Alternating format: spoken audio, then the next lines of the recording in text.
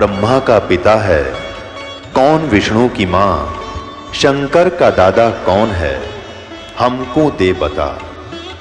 ये जानने के लिए कृपया सुनिए।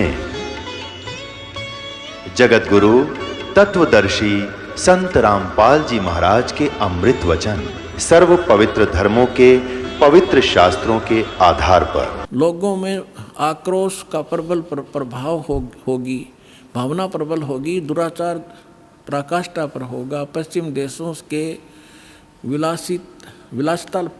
विलासितापूर्ण जीवन जीने वालों में निराशा, बेचैनी और अशांति होगी। अतृप्त अभिलाषाएं और जोर पकड़ेंगी, जिससे उनकी अपनी कटुता बढ़ेगी। चारों ओर हिंसा और बर्बरता का वातावरण होगा। गरीब संपन्न व्यक्तियों की संपत्ति छीनेंगे, ऐसा वातावरण होगा और चारों ओर हाहाकार मच जाएगा। अब देखो, अब ये भविष्य वक्ता कह रही है कि ऐसी अगर वो संत ना आता तो ऐसी दशा भारत की हो जाती, लोग एक दूसरे ने लूटने लग जाते। अब इसने तुरंत फिर क्या कहा कि उस संत की विचारधारा से वो घातक माहौल टल जाएगा। देखिए, ऐसा हाहाकार मच जाएगा। लेकिन भारत से उठने वाली एक नई विचारधारा इस घातक वातावरण को समाप्त कर देगी। वह विचारधारा वैज्ञानिक दृष्टि से लोगों में सामंजस्य और आपसी भाईचारे का महत्व समझाएगी। वह यह भी समझाएगी कि धर्म और विज्ञान में आपस में विरोध नहीं है। आध्यात्मिकता की उच्चता और भौतिकता का खोखलापन सबके सामने उजागर करेगी। अपने आत्माओं, ये तो चलो इन भविष्य वक्ताओं का तो इतना काम समझ लो आप। जैसे परमात्मा ने विद्वान बना दिया, पृथ्वी और सूरज बना दी, सब नक्षत्र बना दिए, और समय अपने आप निर्धारित है कि इस समय 6:20 पर सूर्य उदय होगा। अगर कोई खगोल भगोल का ज्ञाता अब बता दे कि फलानी तारीख को 6:20 पर सूर्य उदय होगा, वो ना बताता तो भी उसी समय होना ही था वो, क्योंकि उस परमात्मा ने वो निर्धारित सिस्टम बना ही रखा है। तो ये ना बताते तो भी परमात्मा ने पहले बोल ही रखा है, निर्धारित दिन ठीक का धर रखा है, वो तो ये होना ही होना था। ये बता रहे हैं तो आपके लिए और ज़्यादा गोल्डन चांस है। सभी पुण्यात्माओं ने देर नहीं करनी चाहिए। महापुरुष बार बार कोई झूठ बोल रहे हैं, परमात्मा ने कहा, सब संत कहें, और ये भविष्य वक्ता बताने लग रहे जो इस देश से भी संबंधित नहीं थे। और फिर भी नहीं समझोगे तो कति बालक हो तुम, तो बुद्धि ही नहीं दी फिर आपको। देखिएगा अब क्या, जैसे दास बहुत बार आपको समझाता है, हर एक प्रवचन में परमात्मा ने जो पहले बोला था वही दास आज बता रहा है। और अभी भी बहुत से मेरे अधिकतर जितने भी प्रवचन होते हैं इसी आधार पर होते हैं कि आप क्या कर रहे हो। आप यहाँ अरबपति बन गए, खरबपति बन गए, दुनिया न लूट लूट के, और वो सारा छोड़कर चले गए। सर्व सोने की लंका थी वह रावण से रणधीरम, एक पलक में राज विराजी जम के पड़े जंजीरम। चक्रवर्ती राजा था, सारी पृथ्वी पर शासन करे था, चूहा बनकर एक बिल खोद कर रह रहा है। खा कहिए, कहते राम रट निर्धन भला, टूटी घर की छान, वह सुंदर महल किस काम के, जा भक्ति नहीं भगवान। तो यहाँ ये बताना चाह रहे हैं, ये माइन बहन ने बताया है कि वो संत की विचारधारा से आध्यात्मिकता की उच्चता और इस भौतिकवाद का खोखलापन उजागर होगा। ये हो रहा है आपके सामने, और सबकी आत्मा मान रही इस बात को, सचमुच ऐसा है। देखिए, ये कह रहे हैं कि आध्यात्मिकता की उच्चता और भौतिकता का खोखलापन सबके सामने उजागर करेगी। मध्य वर्ग उस विचारधारा से बहुत प्रभावित होगा। आप जितने यहाँ आ रहे हो बिल्कुल मीडियम वर्ग के बच्चे हो सारे, बिल्कुल। और देखो कैसे आप उमड़ उमड़ कर आ रहे हो, कैसे मान रहे हो दास ने जो बोल दिया फाइनल है, ना किसी को लेना है ना देना है। विवाह एक सिंपल वे से करना है।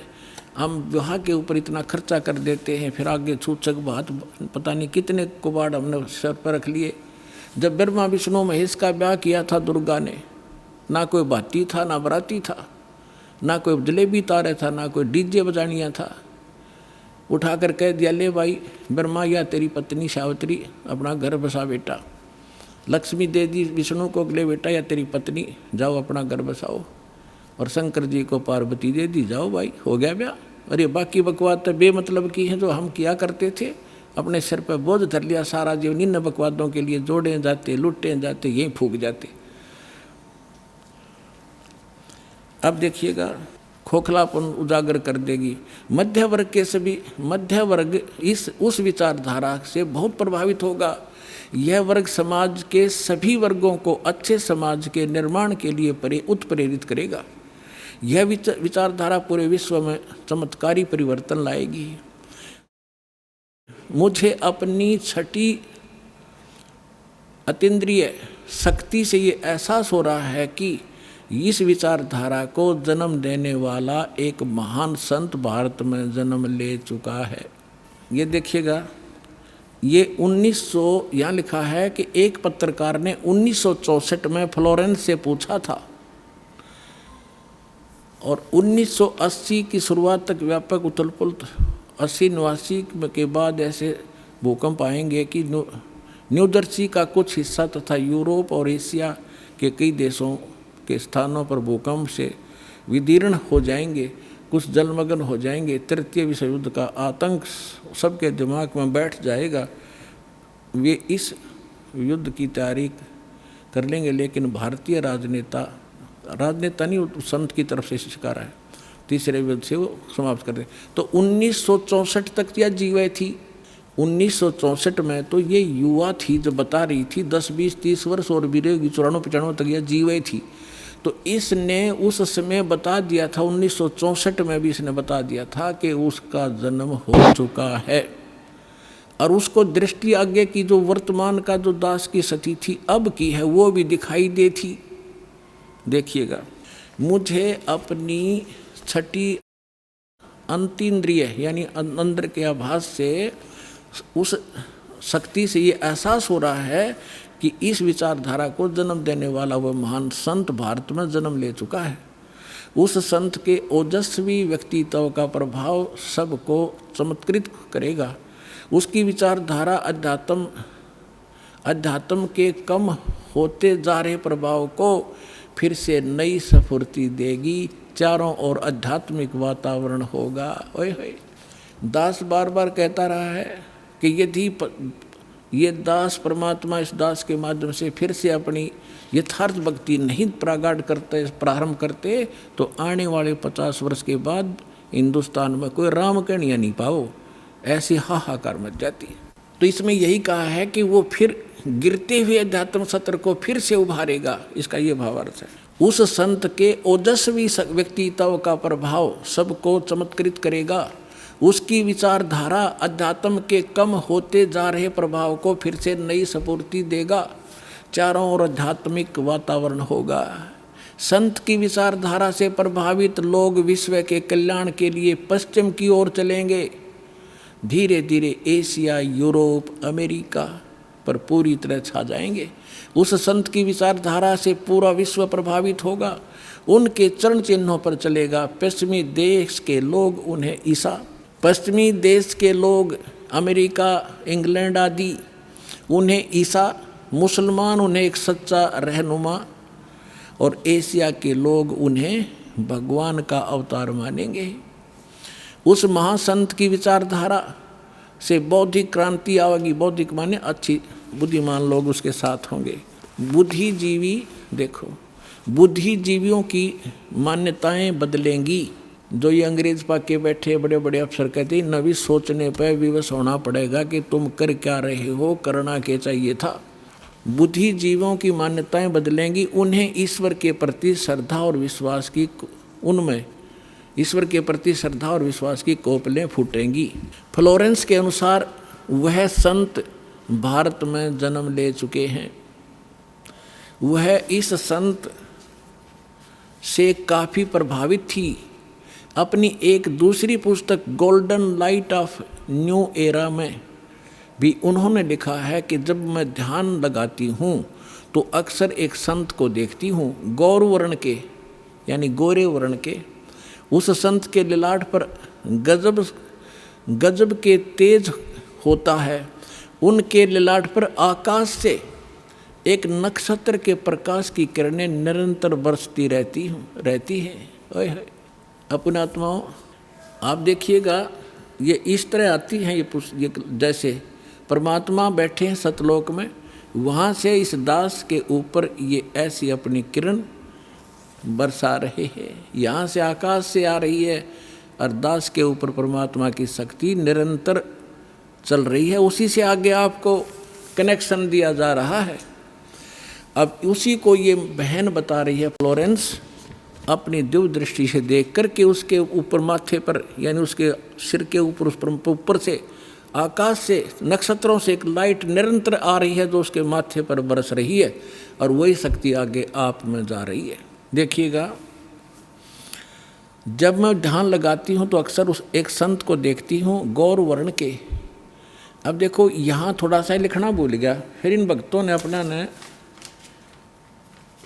इस एक बुक इसने बताई है। देखिएगा, एक दूसरी पुस्तक golden light of new era, ये एक बुक है। इस बुक के आधार से भक्तों ने एक वेबसाइट से यानी यूट्यूब से निकाला है, वेबसाइट से इसकी से इंग्लिश में है उसकी वाणी। वो इस प्रकार देखिएगा, यही है ये golden era divine, I can clearly visually A golden era divine. वो कहती है मैं देखती रहती हूँ। यहाँ देखना, यहाँ पर है जो हिंदी उसने किया वो यहाँ से है।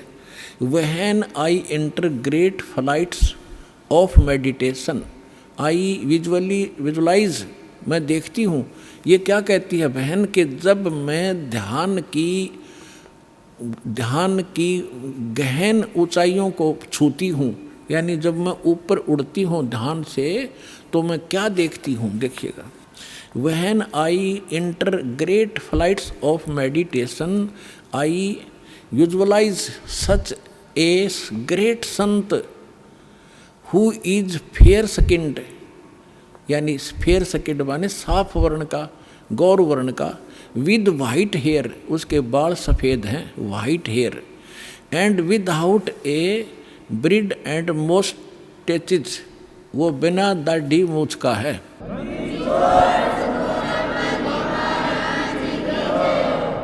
और उसके सफ़ेद बाल हैं। दास की इस एज को वो उस समय देख रही थी कि उस समय वो ढूंढा ठावेगा। अब उसी का अंश इसने यहाँ थोड़ा सा कम अनुवाद कर पाया, ये भूल गया होगा।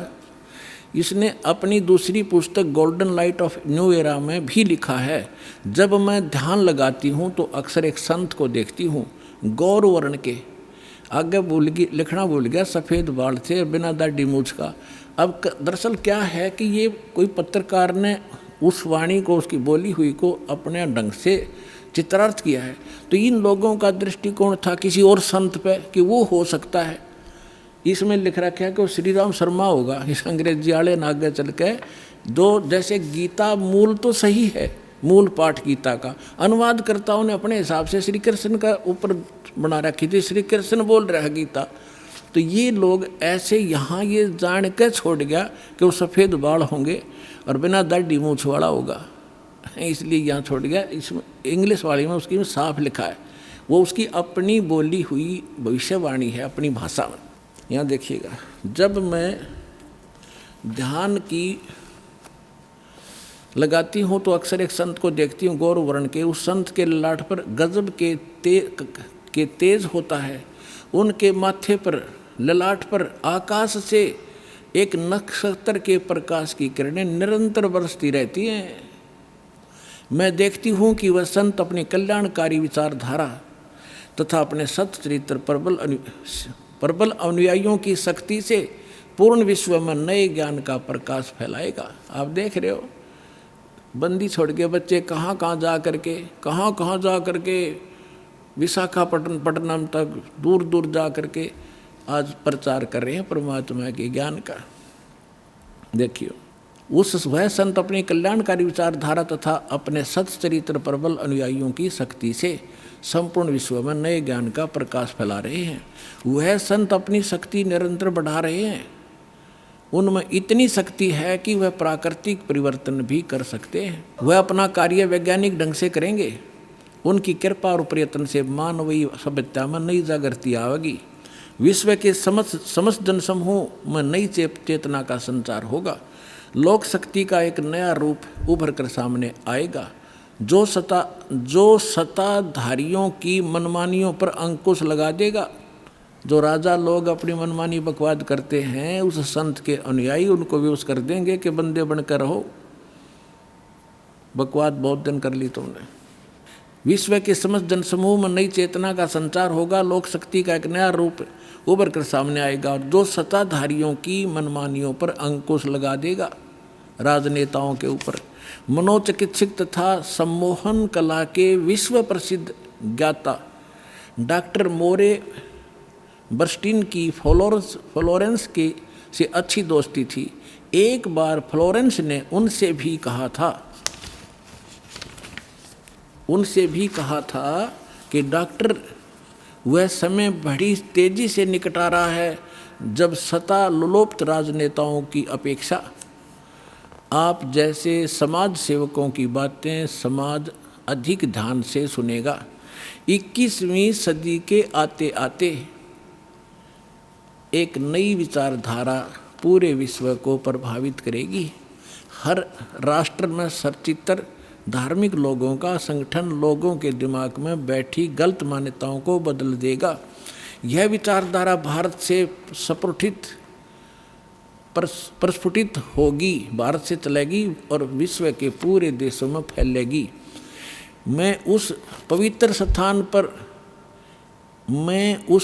स्थान पर एक प्रचंड तपस्वी को देख रही हूँ, जिसका तेज बड़ी तेजी से फैल रहा है। मनुष्य में सोए देवताओं को जगाने तथा धरती को स्वर्ग जैसा बनाने के लिए वह संत दिन रात प्रयत्न कर रहे हैं।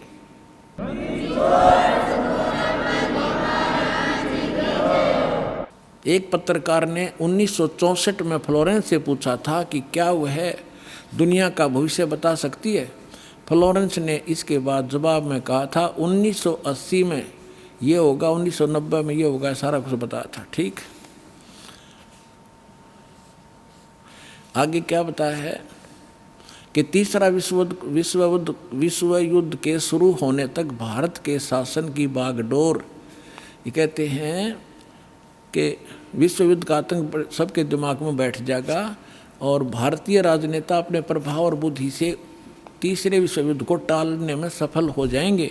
तीसरे विश्व युद्ध के शुरू होने तक भारत के शासन की बागडोर आध्यात्मिक वृत्ति के लोगों के हाथ में होगी, इसलिए उनके प्रभाव से विश्व युद्ध टलेगा। वे शासक एक महान संत के ओजस्वी तथा क्रांतिकारी विचारधारा से प्रभावित होंगे। वे उस संत के प्रति उसी तरह समर्पित होंगे जैसे वाशिंगटन स्वतंत्रता एवं मानवता के प्रति समर्पित थे। न्यू जर्सी कोई शहर है अमेरिका में, न्यू जर्सी की रहने वाली फ्लोरेंस सचमुच एक विलक्षण महिला थी। इसने ये बताना चाहा, पत्रकार ने दिखाना चाहा है कि एक पत्रकार था अमेरिका का और वो इसका इंटरव्यू ले रहा था और वो इंटरव्यू टीवी पर चला रखा था डायरेक्ट लाइव। तो ये पूछ रहा है कि तो आप एक संत के बारे में तो बहुत बता रही हो, लेकिन मेरे बारे में बताओ कुछ। जो प्रकरण इतना है इसमें ना पढ़ के मैं वैसे बता दूं, जल्दी निमट जाएगी बात। तो फ्लोरेंस ने कहा कि तेरे विषय में बताऊं।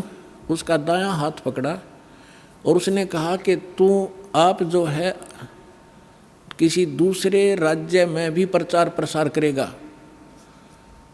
तो वो कह रहा था, उसने इसमें लिखा है कि मैं उससे कह रहा था कि तू भला मजाक कर रही है मेरे साथ। अगर इस इंटरव्यू को मेरी महकमे वाले सुन रहे होंगे, मेरे बॉस, तो मुझे नौकरी से निकाल देंगे। दूसरे में प्रसार तो नहीं होगा पर मैं नौकरी से जाता रहूँगा। तू क्या मजाक कर रही है।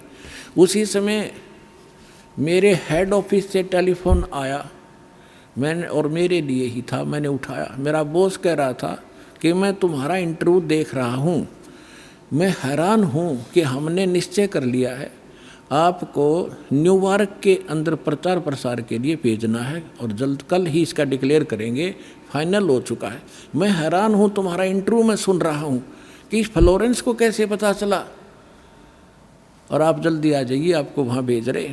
तो ये कहने का तात्पर्य है, वो इंटरव्यू लेने वाला ये कह रहा है उसकी इतनी सटीक भविष्यवाणी थी तो वही कह रही है जो संत के बारे में उसकी झूठी नहीं हो सकती। अब देखिएगा, अब यहाँ देखिएगा, ये मैंने छोड़ दिया, यहाँ वही बता रहा था। ये टीवी के कार्यक्रम के दौरान उनसे बोला, मैं बोला, पत्रकार कह रहा है, आप भारत में जन्मे ले चुके संत के बारे में तो अक्सर बताती रहती हो, मैं अपने बारे में भी कुछ जानना चाहता हूँ, बताइए। फ्लोरेंस ने उसके दाहिने हाथ को थाम लिया और बोली, आप बहुत जल्दी किसी दूसरे राज्य में प्रसारण करेंगे। नोबेल ने एक प्रसारण सेवा के, वो एक कर्मचारी थे उस प्रसारण सेवा के, इस बात पर हंसने लगे। कुछ सेक्शन बाद बोले कि आपने मुझसे अच्छा मजाक किया, यदि हमारी कंपनी के अधिकारी इस कार्यक्रम को देख रहे होंगे तो दूसरे राज्य में तो जाऊंगा या नहीं, फिलहाल अपनी कंपनी से तुरंत निकाल दिया जाऊंगा। फिर पीछे घोषणा ये लिख दिया उसने कि वहाँ, अब कहते नोबेल के जब फ़ोन पर उठाया तो उसने बताया कि हमने न्यूयॉर्क के प्रसारण का काम शुरू करने का निर्णय लिया है, वहाँ तुम्हें भी भेजा जाएगा। अभी यह बात गुप्त रखना, इसकी घोषणा कल की जाएगी। मैं टीवी पर फ्लोरेंस के साथ तुम्हारी बातचीत देख रहा था, वो बॉस बोल रहा है, फ्लोरेंस ने तुम्हारे विषय में जो बताया वो पूरी तरह सच है। आश्चर्य है कि यह बात कैसे मालूम होगी। नोबेल फ्लोरेंस का चेहरा देखता रह गया। अब उस लड़की में इतनी सच्चाई, सटीक भविष्यवाणी ये सिद्ध की इसने, और उसी ने उस संत के बारे में की। आगे फिर देखना, कुछ पत्रकारों ने उनसे एक बार पूछा था कि वे भविष्य को कैसे देख लेती है तथा गायब व्यक्ति या वस्तुओं का पता कैसे लगा लेती हैं। तो फ्लोरेंस ने बताया, मुझे स्वयं नहीं मालूम कि यह कैसे संभव हो जाता है। मैं भविष्य के विषय में एक बहुत महत्वपूर्ण बात बता रही हूँ। बार बार कहा करती वह कि 20वीं सदी के अंत में भारतवर्ष में 1997 के आसपास एक प्रकाश निकलेगा। वह प्रकाश पूरी दुनिया में को उन दैवी शक्तियों के विषय में जानकारी देगा जो अब तक हम सभी के लिए रहस्यमय बनी हुई थी। एक दिव्य महापुरुष द्वारा यह प्रकाश पूरे विश्व में फैलेगा। वह सभी को सतमार्ग पर चलने की प्रेरणा देगा। समस्त दुनिया में एक नई सोच की ज्योति फैलेगी। जब मैं ध्यान अवस्था में होती हूँ तो अक्सर यह दिव्य महापुरुष मुझे दिखाई देते हैं। फ्लोरेंस ने एक बार कहा, इस संत या दिव्य महापुरुष का जिक्र किया है, साथ ही यह भी बताया है कि उत्तरी भारत के एक पवित्र स्थान पर वह मौजूद है, बरवाला में।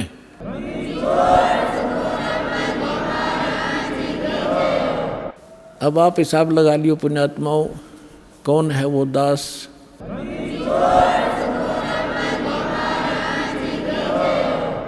परम पिता परमात्मा पूर्ण ब्रह्म सारी सृष्टि के रचनहार कबीर परमेश्वर जी की असीम रजा से आप सभी पुण्यात्माएं परमात्मा की महिमा सुनने के लिए उपस्थित हुए हो। जब तक ये प्राणी सत्संग में नहीं आता तब तक इसको मनुष्य जीवन के लक्ष्य का ज्ञान नहीं होता। उससे पहले जैसे भी माहौल के अंदर वो पला है, जैसी भी क्रियाएं उसने देखी और सुनी हैं, जो भी ज्ञान उसको ग्रहण है, उसी को अंतिम मानकर और निश्चिंत होकर के अपने जीवन सफर पर चल रहा होता है। क्योंकि आसपास के अक्षेत्र में वही क्रियाएं होती हैं, वही ज्ञान होता है और वही सब भक्ति मार्ग होता है, जिस कारण से उस व्यक्ति को, उस प्राणी को कोई संदेह नहीं होता, शंका नहीं होती कि जो क्रिया और जो साधना, जो परंपरा, जो रीति रिवाज मैं कर रहा हूँ, ये करने की नहीं है। वो यही सोच कर रहा होता है कि सभी कर रहे हैं तो ये सारी ठीक होंगी। कोई बकरीद मनाता है या कोई देवी पर बलि चढ़ाता है तो सभी अपनी क्रियाओं को सही मान रहे होते हैं। तो इसलिए सत्संग की आवश्यकता होती है। सत्संग के अंदर परमात्मा का विधान बताया जाता है। परमात्मा के विधान को तोड़ने वालों को होने वाली हानि से अवगत कराया जाता है, परिचित कराया जाता है। और जो मर्यादा में रहकर साधना करते हैं उनको क्या बेनिफिट होगा वो भी बताया जाता है। तो इसलिए सत्संग की विशेष आवश्यकता है। हमने सत्संग मान रखा था कि संत कोई हो, वो जैसा ज्ञान देता है वो सत्संग ही होता है। नहीं, सत्संग के अर्थ से पता लगता है कि जहाँ सच्चाई का साथ हो वो सत्य संग होता है, अन्यथा वो सत्संग नहीं है, बेशक से उसका नाम सत्संग हो। तो वर्तमान के अंदर आज तक उन महापुरुषों को छोड़कर जिनको भगवान मिले, उनकी अमृतवाणी के अंदर सत्संग है। यह स्वयं परमेश्वर ने आके जो ज्ञान दिया वो सत्संग है। हमारे सदग्रंथों के अंदर सत्संग है। और उन सदग्रंथों से हटकर उन महापुरुषों की वाणी से भिन्न कोई ज्ञान देता है, सत्संग करता है, वो डुप्लीकेट है। और डुप्लीकेट से आप खूब परिचित हैं। कोई डुप्लीकेट पासपोर्ट बनाता है, उस समय तो वो बिल्कुल ठीक लगता है आपको, क्योंकि ज्ञान नहीं। और जिस समय उस पासपोर्ट की आवश्यकता पड़ेगी वहाँ पता चलेगा तो उस समय वो यूजलेस होगा, आपका सारा जीवन व्यर्थ हो चुका होगा। तो यहाँ आपको पूरे जीवन में या तो सत्संग से आप अपने उस पासपोर्ट को यानी अपने ज्ञान और साधना को सत्संग से ही तुलना कर सकते हो। सत्संग से उसको कंपेयर किया जा सकता है कि मेरा ज्ञान ठीक है, मेरी भक्ति ठीक है या नहीं है। अन्यथा फिर आपको उस समय पता चलेगा जब आप धर्मराज के दरबार में खड़े होगे। उस समय आपका वो डुप्लीकेट नाम, डुप्लीकेट ज्ञान और वो डुप्लीकेट गुरु कुछ काम नहीं आएगा। उस समय बहुत देर हो चुकी होगी। तो इसलिए पुण्यात्माओं सतर्क हो। बहुत जन्म खो दिए आपने इस भांग के बाड़े, नकली संतों के पास। आज दया बख्शी है परमात्मा ने आप अपने बच्चों पर, आपको शिक्षित किया है और परमात्मा ने इस दास को यहाँ आपके लिए भेजा है, तत्व ज्ञान युक्त किया है। इसको ग्रहण करो और जहाँ तक संभव हो, आपकी पहुँच हो, वहाँ तक इसकी चर्चा अवश्य करो। आपको बहुत पुण्य होगा। जिस प्रकार जंगल में भटके हुए व्यक्ति को और कोई हाथ पकड़कर सही मार्ग पर लाकर खड़ा कर दे, कितना बड़ा उपकार होता है। इतना ही उपकार आपको होगा उन भटके हुए प्राणियों को जो काल के दूतों को फंस कर अपना जीवन नाश कर रहे हैं, उनको लाकर के बरवाला में दीक्षा दिला देने से आपको बहुत पुण्य होगा। जैसे परमात्मा ने यहाँ तक कहा है कि 1000 गऊ हत्ते में कोई काट रहा हो कसाई, और उनसे छुटवा कर उनको बाहर अच्छे चरागाह में छोड़ दिया जाए, तो इतना पुण्य उस प्राणी को होगा जो एक जीव को काल के खेमे से निकाल के और सतलोक आश्रम बरवाला में जोड़ देगा। ये सत्कर मान लेना। क्योंकि गलत साधना करके या भक्ति ना करके उस जीव को कितना कष्ट होना था भविष्य में, करोड़ों जीवन वो कुत्ते के भोगता, करोड़ों जीवन वो गधे के भोगता, लाखों जीवन वो कुत्ते कहीं पर और अन्य प्राणियों के भटकता, और फिर यहाँ आने के बाद उसका वो सारा झंझट समाप्त हो जाता। क्योंकि सतलोक आश्रम बरवाला में सत्संग है और सतगुरु है, इन दोनों की आवश्यकता जीव को होती है। आपका सौभाग्य है कि आपको अब वो मनुष्य जीवन भी है, सत्संग और सतगुरु दोनों उपलब्ध है। अब विलंब ना करना, सबको समझाओ, आपका परम कर्तव्य बनता है। हम भी ऐसे भटक रहे थे, धक्के खा रहे थे, अब पता चल रहा है पिछले जीवन में हमने क्या खट्या, कैसा जीवन नाश कर रहे थे, और खुश हो रहे थे क्योंकि कोई ये कहने वाला नहीं था कि तेरी दिशा गलत है, तेरा मार्ग गलत है, आप गलत जा रहे हो, कोई टोकने वाला नहीं था। तो तभी तो हमें सतर्क होना पड़ता है। कोई ये कहे तो इधर गलत जा रहे हो तो विचार करना पड़ता बुद्धिमान व्यक्ति को, इसने कैसे कहा ये, तो विचार करेगा तो फिर वो उसको मार्ग को त्यागे भीगा। तो सत्संग में आने से क्या लाभ होता है? सतगुरु के उपदेश का लाया एक विचार, जय सतगुरु मिलते नहीं जाते नरक द्वार। नरक द्वार में दूत सब करते खेचातान, उनसे कभू ना छूटता फिर फिरता चारों खानी। चार खानी में भरमता कबहू ना लगता पार, सो फेरा सब मिट गया मेरे सतगुरु के उपकार। सात समुद्र की मसी करूं, लेखनी करूं बन राय, धरती का कागज करूं गुरु गुण लिख्यो न जाए। परमेश्वर ने अपनी महिमा बताने के लिए, आपको सही दिशा देने के लिए अधिक उदाहरण अपने ऊपर ही दिए हैं। क्योंकि परमात्मा कहीं खड़े हो जाते थे चौराहे पर और एक इकतारा लेकर के आवाज़ लगाते थे ताकि लोग इकट्ठे हों। जैसे कोई रीछ नचाने वाला खड़ा होकर डुगडुगी बजाने लग जाता है, लोग अट्रैक्ट होते हैं, क्या हो रहा है देखें जाकर। तो आपके लिए परमात्मा ऐसे खड़े कर रहा है, ऐसे धाड़े भुगत रहा है, किसी प्रकार तुम्हें बुद्धि आवे, आप कहाँ पड़े हो, कभी विचार नहीं लगाया आपने।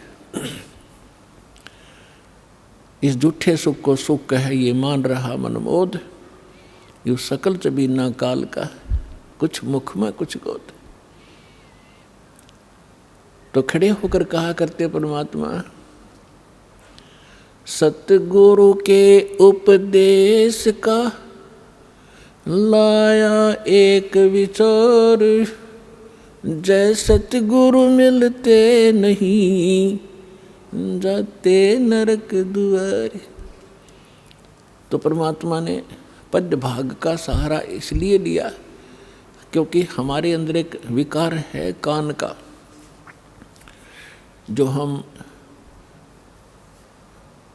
शब्द विषय है हमारे अंदर। तो उस विकार के कारण परमात्मा अट्रैक्ट करते थे। सुरीली आवाज़ थी दाता की, वाणी में इतना अट्रैक्शन आत्मा को पकड़ के खींच लेता है, क्योंकि परमात्मा की वाणी आत्मा के लिए ही होती है। तो वहाँ समझाया करते थे, अपने आप ही बताते थे। जब वो बार बार न्यू का मैं भगवान होता, लोग डले मारने लग जाए थोड़े दिन में, हमारी आदत खराब हो चुकी है। तो उन्होंने कहा कि भाई सतगुरु से उपदेश लेने के बाद अब हिसाब लगाया, उसका विचार किया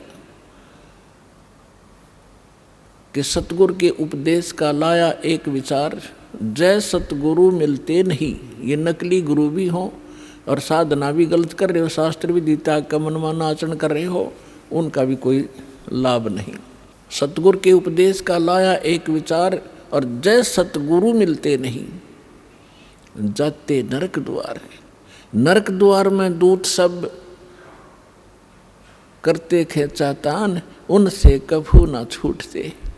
फिर फिरते चारों खान। जैसे ग्रुप के ग्रुप करोड़ों की संख्या में नकली संतों के पास हैं, ये सारे के सारे मृत्यु के उपरांत नरक में ठोके जाएंगे। और जब नरक में डाले जाते हैं, यम के दूत बहुत संख्या के अंदर हैं, 12 करोड़ की संख्या है उन यम के दूतों की। तो इनको जब आदेश हो जाता है धर्मराज का कि इतने इतने इतने इनको नरक डालो, जिनका अच्छे संस्कार उनको स्वर्ग भेज दिया। यहाँ तो इतना ही है, स्वर्ग या नरक 2 स्थान है। और तीसरा फिर 84 लाख योनियों में पुनः पटक दे। तो उनको आदेश दे दिया जाता है कि इन सबको नरक भेज दो। अब पूरे उस ग्रुप के ग्रुप को 1 लाख डेली यहाँ से जाते हैं। उनमें से कुछ स्वर्ग, कुछ 84 लाख योनियों में और बाकी नरक में। तो भाले ले करके, लठ ले कर, एक सूक्ष्म शरीर है इसके अंदर, उस सूक्ष्म शरीर के अंदर प्राणी जब तक नेक्स्ट योनि प्राप्त नहीं करता, नेक्स्ट शरीर नहीं प्राप्त करता, तब तक उसका फेस, उसका आकार ज्यों का त्यों रहेगा, एज इट इज, जैसा इस शरीर में। ये शरीर तो ऐसा समझो जैसे सर्प वो कैंचुली छोड़ देता है। सर्प ने कैंचुली छोड़ दी तो वह सर्प जैसी दिखा करे, लेकिन ओरिजिनल सर्प अन्य है। इसी प्रकार इसके अंदर एक शरीर और है, या ऊपर की कैंचुली है, ये कवर है आपका। तो वो जो शरीर है उसमें जीव मरता नहीं, उसमें दर्द पीड़ा घनी होती है। तो उसमें ऐसा लठ मारते हैं, वो भाले ठोकते हैं, जब उनकी मर्यादा तोड़कर इधर उधर चलते हैं। सामने हाहाकार मच रही होती है, जहाँ उनको ठोका जाता है नरक के अंदर तड़फ रहे हैं, हाहाकार मच रही है, किसी को ऐसे गंदा स्थान है वहाँ पर। तो उसमें उनको भेजा जाता है कि चलो अब वहाँ कैसे जाएं। वो सब उल्टे उल्टे हटते हैं और पीछे तो वो लठ मारे, उसके बाले ठोके, ज़बरदस्ती डाल देते हैं उसको। तो परमात्मा कहते हैं नरक द्वार में दूत सब वहाँ करते खेचाताड़, हम वापस भागेंगे, वो ठाठा पटकेंगे और उनसे कभू ना छूटता। उसके बाद फिर फिरता चारों खानी, 4 खानी में, ये 84 लाख योनियों के शरीरों में, 4 खानी में भरमता में कभू ना लगता पार। और सो फेरा सब मिट गया मेरे सतगुरु के उपकार। क्यों सारा झंझट बाईपास कर दिया उस सतगुरु ने। इतने दुख आपकी बला टलेगी इस सच्चे नाम को लेने से, कबीर परमात्मा की शरण में आने से, सतलोक वाश्रम बरवाला में आकर दीक्षा ग्रहण करने से। फिर परमात्मा कहते हैं ऐसे सतगुरु के फिर गुणगान कर क्या करूं। आप तो बालक हो, कोई दूसरी कक्षा का, कोई पहली कक्षा का, कोई वैसे सत्संग सुन करने के लिए आया है। लेकिन जब आप इस अध्यात्म ज्ञान से परिचित हो जाओगे, आपकी आंखों से आंसू पड़ा करेंगे। अब तो अफलातून होया फिर ये पुरानी छोटी सी पोस्ट मिल गई, कट कोठी और कार होगी, मोटरसाइकिल होगी, कोई व्यवसाय बन गया छोटा सा, या कितने कोई अधिकारी लग गया। तो परमात्मा याद दिलाना चाहते हैं कि ये सुख तो थोड़े से दिन का है, 10-20 वर्ष का। रिटायर होने के बाद फिर उसकी आंख भी खुल जाती है, या क्या बनेगी तेरे साथ में। कोई ड्राइवर भी ना मिलता है IAS IPS को, न्यू अंडे सैर सपट्टे करते हो पार्का में, ना घर के सुने, बहू गाड़ दें जाते ही, सारी तनख्वाह बच्चे ले लें। क्योंकि जो बैटरी जब तक चार्ज रही, पिछले पुण्य थे तब तक तो वो खूब प्रभु पाक रहा था। और जब वो डिस्चार्ज हो गया, अगर चार्जर है नहीं, भक्ति ठीक करी नहीं, तो कहते हैं संसा शोक सराय में, संशय शोक सराय में सूतक दिन राती, और जीवत जग में जूते पड़े फिर जम तोड़े छाती। इनके लिए यही बुरा हाल हो लेगा बुढ़ापे में। यहाँ जीवत जग में जूते पड़े और फिर जम तोड़े छाती, यम के दूत फिर आगे इनकी छाती तोड़ेंगे, इनको कूटेंगे गिर के, और फिर 84 लाख योनियों में ठोके जाएंगे। तो यहाँ परमात्मा कहते हैं 7 समंदर की मसीह करूं, लेखनी करूं बन राय, धरती का कागज करूं, गुरु गुण लिख्यो न जाए। अब लिख कर देखो गुरु, ऐसे सतगुरु का, संत का गुण लिख कर देखो। पूरी पृथ्वी का कागज बना लूं, 7 समुद्रों का इंक बना लूं स्याही, और सभी वृक्षों की कलम बना लो, काट काट कर छोल छोल कर कितनी बन जाएंगी हिसाब लगा लो। और ये सारी खत्म हो जा, धरती जितना कागज भी समाप्त हो जाए, 7 समुद्रों की इंक भी स्याही भी खत्म हो जा, और सब कलम भी घिस जाए, तो भी नहीं लिखा जा सकता। तो पुण्यात्माओं, परमात्मा कहते हैं भाई गुरु मानुष कर जानते, ते नर कहिए अंध, ओए दुखी संसार में अग काल के फंद। फिर क्या बताते हैं परमात्मा, सतगुरु के सिजदा करूं, कर्म छुटाए कोटि, और जो सतगुरु की निंदा करे, फिर जम तोड़ेंगे ओठ।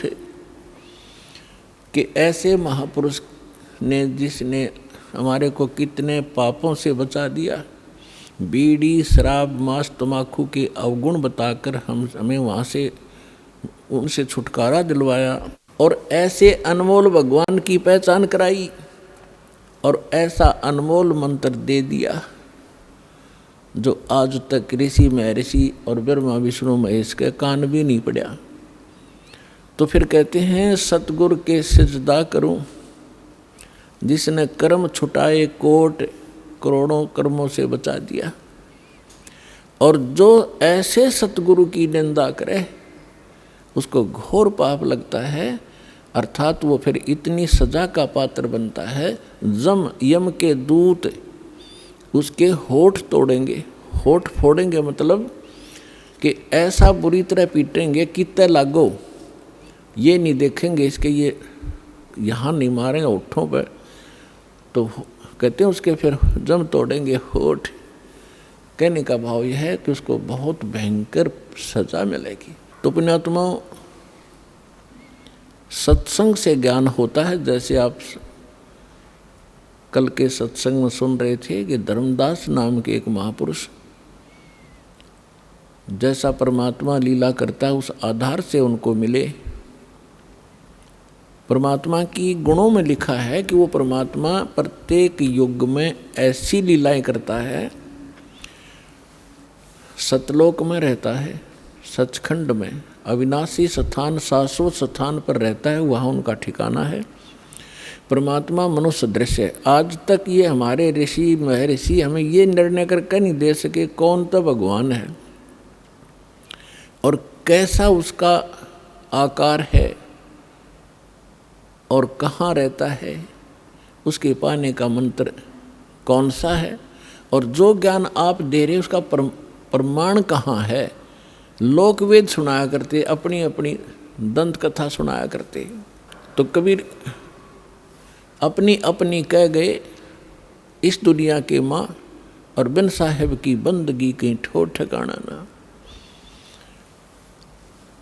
तो पुण्यात्माओं, अभी तक हमारे को ये पता ही नहीं था कि भगवान वास्तव में है कौन। हम विष्णु जी की पूजा करते थे और फिर कहते थे ध्यान लगाते हैं, क्या देखा कि प्रकाश देखा। भगवान कैसा? भगवान निराकार है। फिर श्री विष्णु जी क्या है? हमारी बुद्धि बालकों जैसी थी, स्थिर नहीं थी, हमें पता ही नहीं था क्योंकि हमें गुरु ऐसे मिले थे। तो परमात्मा कहते हैं माँ मुंडू उस संत की जिस तन संशय ना जावे। कहते इसे संत ने छोड़ दे तुरंत, जो शंका निवारण नहीं कर सकता सारी। तो आज तक हम जितने भी सत्संग सुना करते थे या ग्रंथ पढ़ा कर यानी अनुभव पढ़ा करते थे लोग संतों के, उनसे संसार समाप्त नहीं होता था, लेकिन हम श्रद्धालु होने के नाते उनको पढ़ते ही रहते थे। तो परमात्मा का एक विधान है, परमात्मा उसी विधान अनुसार अपने सब कार्य करते हैं। परमेश्वर सतलोक में रहते हैं, जिसको गीता जी में शाश्वत स्थान कहा है, सनातन परमधाम कहते हैं। और वहाँ परमात्मा मनुष्य दृश्य है, एक सिंहासन पर विराजमान है।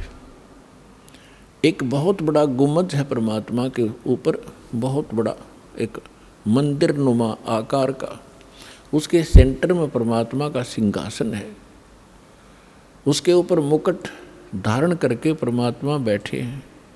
सिर पर छत्र है दाता का, श्वेत छित्र है।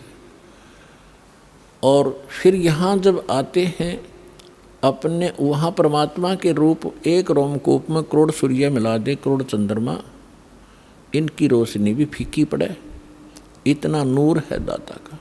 यहाँ आते हैं तो शोभा को कम कर लेते हैं, हल्का तेज पुंज का शरीर बना लेते हैं, सरल करके आते हैं। यदि वो इसी रूप में यहाँ आ जाए तो हमारी चरम दृष्टि देख नहीं सकती, जैसे उल्लू सूर्य को नहीं देख सकता। इसलिए परमात्मा एक अपने तेज पुंज का हल्का शरीर बनाकर आते हैं। और वो मनुष्य दर्श तो है ही हैं, अपने एज इट इज रूप में हमसे मिलते हैं, बातें करते हैं, लेकिन हमारे को ज्ञान गलत प्राप्त होता है, परमात्मा की डेफिनेशन गलत होती है, हमारे हमने ग्रहण कर रखी होती है। इसलिए हम भगवान को निराकार मानते रहते हैं और साधु उनको संत मान करके ही हम उनको फ्री कर देते थे। तो धर्मदास जी को सतगुरु मिले। पहले वो भी ऐसे भ्रमित थे, लोकवेद के आधार से साधना कर रहे थे। परमेश्वर कबीर साहब जी कहते हैं, जब आपको ये अध्यात्म ज्ञान होगा तो आप क्या कहोगे? पीछे लग गया जाऊं था मैं लोकवेद के साथ,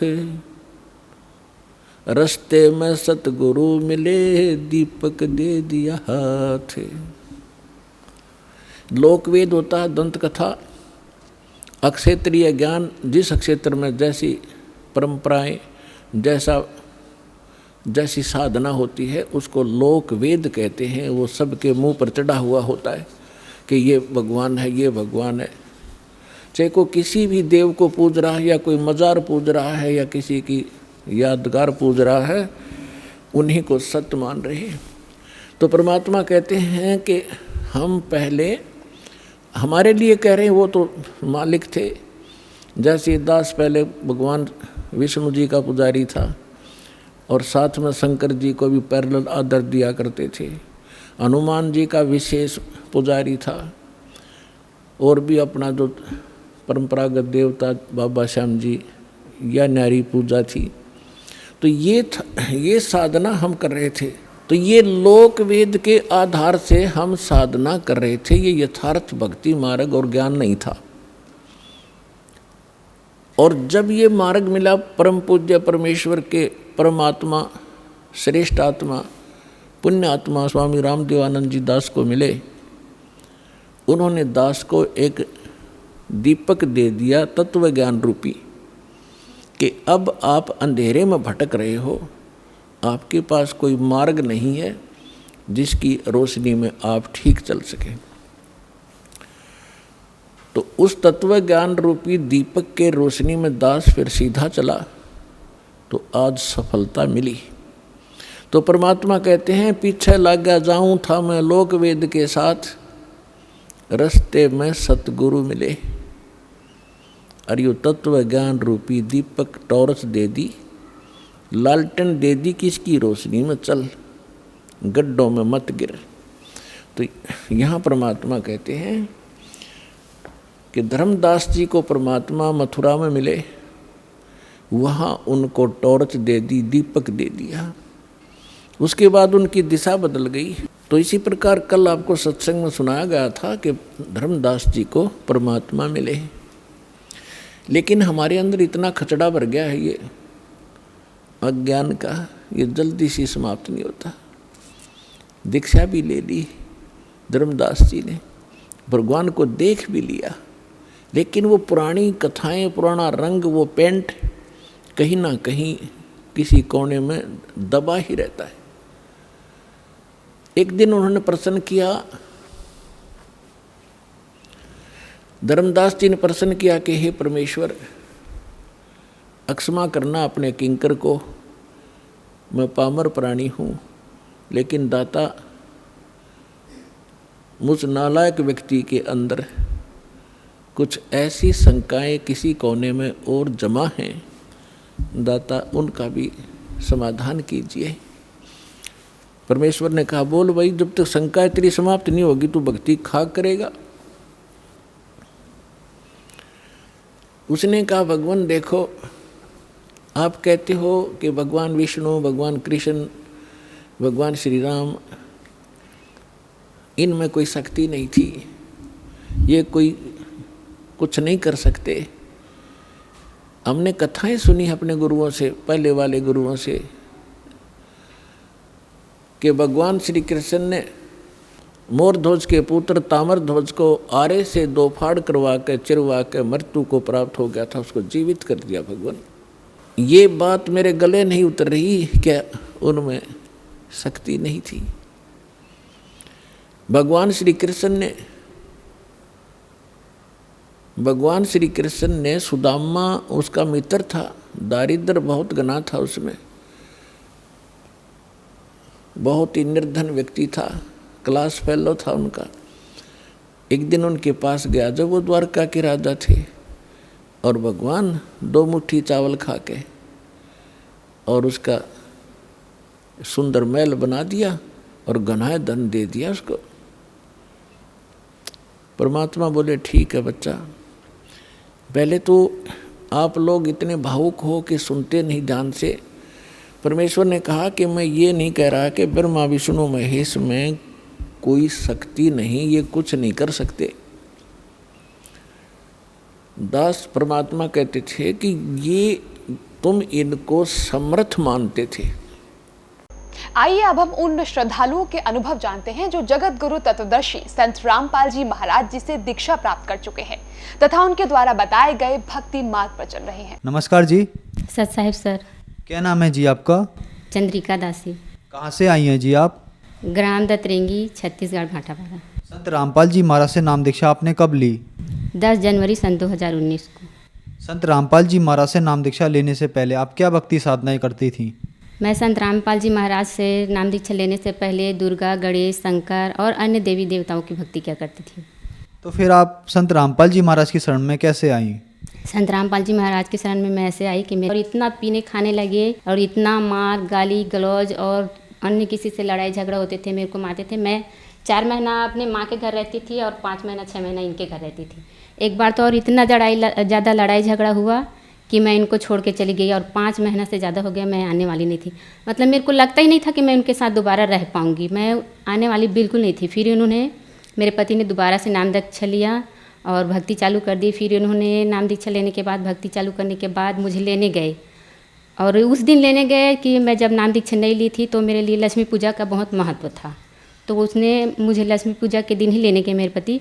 फिर मेरे को बोले कि चलो घर लेने आया हूँ, तो मैं बोली चलो ठीक है। फिर मेरे भाई लोग बोले कि ऐसे पी खा कर मारपीट करोगे तो मत ले जाओ, ऐसे करके बोले। तो बोले कि नहीं, अब मैं सदगुरु रामपाल जी महाराज की भक्ति करता हूँ तो ऐसा दोबारा मैं नहीं करूँगा। ऐसे करके फिर मैं उनके साथ अपने घर वापस आ गई। और इनके साथ आने के बाद मेरे बच्चेदानी में छाले थी, ऐसी दर्द देता था मेरे पेट के नीचे। तो इन्होंने बोले कि चल तू भी नाम दीक्षा ले ले, तो संत गुरु रामपाल जी महाराज जी से नाम दीक्षा लेने से बड़ी बड़ी बीमारियां दूर हो जाती हैं, तो तेरा भी ठीक हो जाएगा। तो मैं बोलती थी कि नहीं, उनके भी तो 2 हाथ और 2 पैर हैं, वो कैसे भगवान हो सकते हैं, मेरे को नहीं लेना नाम दीक्षा, ऐसे बोल देती थी। फिर वैसे कर करके मैं टाल देती थी। फिर वो मेरे को एक दिन डॉक्टर के घर ला रहे थे। डॉक्टर के घर आते मेरे को प्रेरणा हुई परमात्मा सदगुरु रामपाल जी महाराज की कि मैं डॉक्टर घर नहीं जाके मैं बोली कि चलो जी आज आश्रम चलते हैं। तो बोले कि ठीक है चल। मैं तो यही चाहता था कि तू मालिक के शरण में आए और अपना नाम दीक्षा लेकर कल्याण करवाए करके। तो फिर मैं आश्रम आई, सदगुरु रामपाल जी महाराज से मैंने आश्रम में नाम दीक्षा लिया। संत रामपाल जी महाराज से नाम दीक्षा लेने के बाद क्या आपको कोई लाभ भी हुए? हाँ, सद्गुरु रामपाल जी महाराज जी के शरण में आने से मुझे लाभ हुए, मानसिक लाभ, शारीरिक लाभ, आध्यात्मिक लाभ, सभी तरह के लाभ हुए भैया जी। जैसे कि मेरे को बच्चेदानी की प्रॉब्लम थी, मैंने डॉक्टर से दिखाई, इलाज करवाना चाहा तो डॉक्टर बोले कि ऑपरेशन करवाना पड़ेगा, लेकिन आपकी उम्र नहीं है तो आप अभी दवाई से चलाओ करके। फिर मेरे को ऐसी मतलब चक्कर आते थे, मैं बेहोश हो जाती थी, तो फिर मैं दूसरे डॉक्टर से दिखाई तो मेरे को बोले कि तेरे को इस्नोफीलिया है तो तेरे को ज़िंदगी भर ऐसी दवाई खाना पड़ेगा ऐसे करके। तो फिर मैं बोली कि नहीं, मेरे को ऐसी दवाई खा के नहीं जीना करके मैं सद्गुरु रामपाल जी महाराज के शरण में आई। और फिर सद्गुरु रामपाल जी महाराज के शरण में आने से अरदास लगाए, फिर अरदास के बाद रिजल्ट आया कि मतलब परमात्मा दया करेंगे, और मेरे बच्चेदानी की छाले का भी पता भी नहीं चला। और मैं अभी इस्नोफीलिया का भी कोई दवाई नहीं लेती हूँ और सभी ठंडे चीज़ खा लेती हूँ। पहले मैं ठंडी चीज़ ना खा सकती थी, ना छू सकती थी, मेरे को इस्नोफीलिया की बहुत वो थी, मैं कुछ ठंडी चीज़ नहीं खा सकती थी। अब मैं ठंडी चीज़ खा लेती हूँ, जैसे साबुनदाना है, सूजी है, ये सब चीज़ खा लेती हूँ सद्गुरु रामपाल जी महाराज की कृपा से। अभी कुछ ही दिन की बात है कि हम लोग अपने मतलब मैं यहाँ भाटापारा दतरंगी में अपने गाँव में रहती हूँ, और प्राइवेट जो कंपनी है ना, वहाँ लोहे का कंपनी है भिलाई में, वहाँ हम लोग दोनों भगत जी और मैं काम करते हैं। तो कंपनी में काम करने के लिए हम लोग ऐसे ही जा रहे थे, तो रास्ते में हमारे पास पैसे कम पड़ गए, बच्चे लोग परेशान कर रहे थे, तो बच्चे को आधे पैसे हम लोग दे दिए, रो रहे थे। तो हमने सोचा और पैसे रखे होंगे पर्स में, देखते हैं, तो मात्र 300 रुपये था। 300 रुपये में हम लोग मात्र रायपुर तक ही जा सकते थे, भिलाई नहीं पहुँच सकते थे। फिर मेरे भगत जी बोले चल आधा दूर तक ऐसे ही करते करते जाएंगे। जब तक चलते चलते 4 बस निकल गई है, हम लोग देखते ही रह गए, चलते ही रह गए। अब 4 बस निकलने के बाद पीछे से पता नहीं कहाँ से एक मैजिक आई, उस मैजिक वाले ने भैया ने रोका और कहा कहाँ जाओगे, बोले कि चलो बैठो। हम लोग सोचे कि मेरे भगत जी थोड़ा सा गुनगुनाए कि नहीं पैसे वैसे लेंगे भैया, कम रखें हम लोग पैसे, नहीं बैठेंगे, चल और थोड़ा दूर चलते हैं करके। वो बोले कि नहीं पैसे नहीं लूँगा, ऑटो वाला भैया बोले कि पैसे नहीं लूँगा, चलो बैठो करके। अब हम लोग उसके ऑटो में बैठे। उसके बाद क्या बोलते हैं, कहाँ से एक और मैजिक आई, वो दूसरी मैजिक को खींच रही थी, 3 मैजिक हो गया। फिर वो भैया ने उस मैजिक से उतार के हम लोग को उस दूसरी मैजिक में बिठा दिया जो उसको खींच रही थी। फिर हम लोग बिना सवाल करे उस मैजिक में बैठ गए। उस मैजिक में बैठने के बाद हम दोनों को ऐसा लग रहा था मानो कि मैजिक चल नहीं रही है, उड़ा रही है, और उस मतलब उसमें परमात्मा शायद सद्गुरु रामपाल जी बैठे रहे होंगे रथ के बराबर। और हम लोग को ऐसा लग रहा था ये मैजिक चल नहीं रही हो, उड़ा रही हो, और हम लोग रथ में बैठे हैं ऐसे लग रहा था। और घर पहुंचने तक हम लोग को 6 बज गई थी भिलाई तक पहुंचने में। और घर पहुंचने के बाद हम लोग देखे कि हम लोग के पास 50-60 रुपये पैसे और बच गए हैं। तो हम दोनों ने दंडवत प्रणाम किया और बोला कि सद्गुरुदाता बंदी छोड़ सद्गुरु रामपाल जी महाराज ऐसी दया बनाए रखना। पैसे की बहुत दिक्कत होती थी भगत जी, मैं कपड़ा सिलती हूँ, टेलर हूँ, उसके बावजूद भी ना पैसे की बहुत समस्या होती थी। और ये पीते खाते थे मेरे पति, उसकी वजह से हम बाहर काम में भी नहीं जा सकते थे, इनके साथ निकलने में मतलब बहुत परेशानी होती थी। तो अब ये सद्गुरु रामपाल जी महाराज के शरण में आने के बाद पीना खाना बिल्कुल छोड़ दिए हैं। तो हम दोनों एक ही कंपनी में काम करते हैं भिलाई में, और हमारी आर्थिक स्थिति ठीक हो गई है। और मेरे पति सुधर गए पहले से, अब बिल्कुल भी नशा नहीं करते, ना ही लड़ाई झगड़ा किसी से करते हैं। संत रामपाल जी महाराज से नाम दीक्षा लेने के बाद आपको बहुत सारे लाभ प्राप्त हुए, तो संत रामपाल जी महाराज से नाम दीक्षा कैसे ली जा सकती है? चैनल पर सद्गुरु रामपाल जी महाराज का सत्संग चलता है, उसके नीचे एक पीली पट्टी चलती है, उस पर नंबर आती है, उन नंबरों को आप डायल करके फ़ोन करके आप पता कर सकते हैं और अपने नज़दीकी नाम दीक्षा केंद्र में निःशुल्क नाम दीक्षा ले सकते हैं सद्गुरु रामपाल जी महाराज से। धन्यवाद जी। साहब।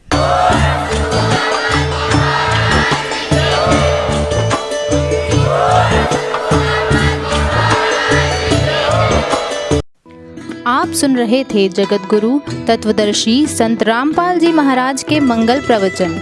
अधिक जानकारी के लिए संपर्क करें